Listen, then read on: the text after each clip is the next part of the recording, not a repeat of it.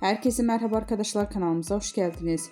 Kim Milyoner Olmak İster yarışmasında Mert Ramazan Demir benzerliği sanal medyada olay oldu.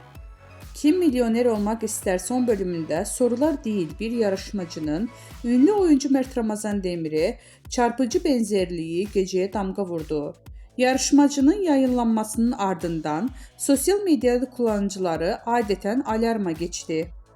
Yeni bölümleriyle ekrana gelen yarışmalardan büyük ödül için verdiğim mücadeleler her zamanki gibi heyecan yarattı. Ancak asıl konuşulan yarışmacılardan birinin Mert Ramazan Demir'e neredeyse birebir benzemesi oldu.